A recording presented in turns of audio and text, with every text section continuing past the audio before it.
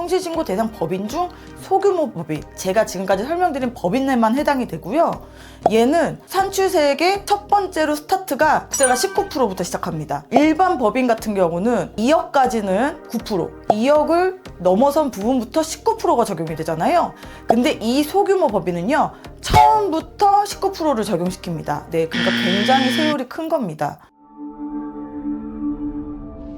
안녕하세요. 믿음세무의 이기영 세무사입니다. 이제 12년도 말 법인의 법인세 신고가 끝났습니다. 신고하신 법인 관계자 여러분들이랑 세무 대리인분들 다들 너무 많이 고생하셨습니다. 오늘은 4월 말까지 신고 납부 기한인 성실대상 법인 중에 소규모 법인에 대해서 설명을 드리려고 합니다. 사실 이 성실신고 대상 법인은요, 제가 오늘 설명드릴 소규모 법인뿐만이 아니고 성실대상 개인사업자가 법인을 전환한 경우, 그리고 그 법인 전환한 법인이 다른 법인을 인수했을 경우 그 법인, 네, 이렇게 세 가지 종류의 성실대상 법인이 있는데요. 저는 첫 번째로 말씀드린 그 소규모 법인에 대한 내용에 대해서만 설명을 드리려고 합니다. 제가 왜 얘를 꼭 집어서 설명을 드리려고 하냐면요, 얘를 지나치고 3월 말 법인으로 신고를 하시는 경우가 굉장히 많아요. 그리고 또 한 가지가 이번에 개정된 것도 좀 있어서 그거까지 한꺼번에 같이 정리를 좀 해드리려고 합니다. 첫 번째, 소규모 법인에 대한 요건입니다. 지금부터 설명하는 세 가지 요건을 모두 충족해야 됩니다. 첫 번째, 부동산 임대업을 주업으로 하거나 부동산 임대, 부동산 권리에 대한 임대 또는 이자, 배당의 수익 금액이 전체 매출의 50%를 넘어가는 경우에는 이 요건이 충족되는 것으로 봅니다. 그리고 두 번째는 상시 근로자 수가 5인 미만이어야 됩니다. 그리고 마지막 세 번째로는 특수관계인을 포함한 지배주주가 지분을 50%를 초과해서 가지고 있어야 합니다.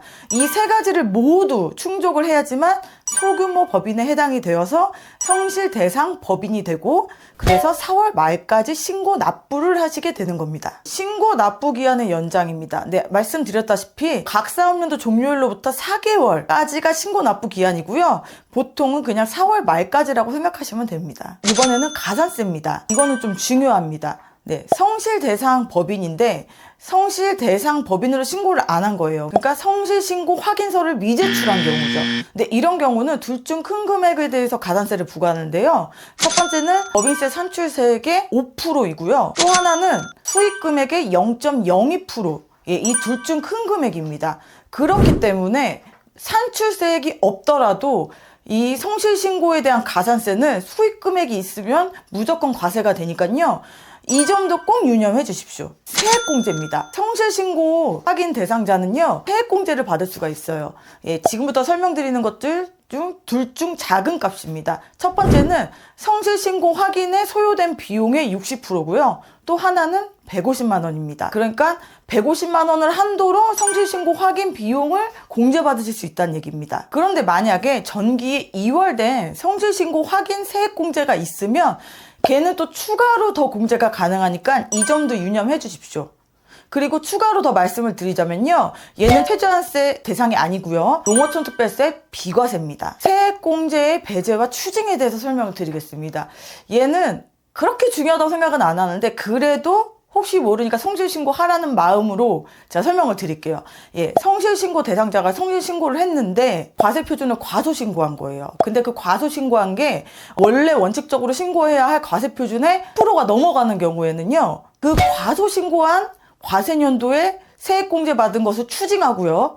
그리고 그 경정일, 그러니까 알게 된 날이죠. 그 경정일에 다음 연도부터 3년간은 네, 성실신고 확인 세액공제를 적용받으실 수가 없습니다. 네, 예를 하나 들어드릴게요. 23년도 신고분에 대해서 25년도에 경정이 됐고 그게 과세표준의 10%가 넘어가 버린 거예요. 그러면 첫 번째, 23년도 분에 대한 성실신고 확인 세액공제를 추징합니다. 그리고 25년도가 아닌 26년도, 그러니까 경정일의 다음 연도라고 했죠? 26년도부터 3년간은 이 성실신고 확인 대상 비용 세액공제를 받으실 수가 없는 겁니다. 마지막으로 세율입니다. 얘가 개정이 돼서 되게 중요해요. 얘가 25년도 귀속분부터 개정이 됐습니다. 그래서 모르시는 분들이 굉장히 많으실 것 같아서 근데 얘를 좀 강조하고 싶습니다. 저는 모든 성실신고 대상 법인이 아닙니다. 성실신고 대상 법인 중 소규모 법인, 제가 지금까지 설명드린 법인에만 해당이 되고요.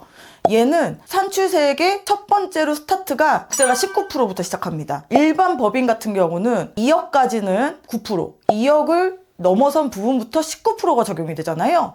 근데 이 소규모 법인은요, 처음부터 19%를 적용시킵니다. 네, 그러니까 굉장히 세율이 큰 겁니다. 네, 물론 200억 초과분부터는요, 일반 법인이랑 동일한 세액을 적용하니까요, 이 점도 유념해 주십시오. 네, 지금까지 성실신고 대상자인 소규모 법인에 대해서 설명을 드렸습니다. 네, 이거 굉장히 중요하니까요, 잘 숙지하시고요. 그리고 혹시라도 성실신고 대상자인 법인인데 내가 착각을 해서 3월 말 법인으로 신고를 했다면요, 어차피 신고 기간이 한 달이 더 남아있기 때문에 그 기존 신고 취소하시고 성실 신고로 다시 신고 넣으시면 좋을 것 같습니다. 지금까지 믿음세무의 이경세무사였습니다. 감사합니다.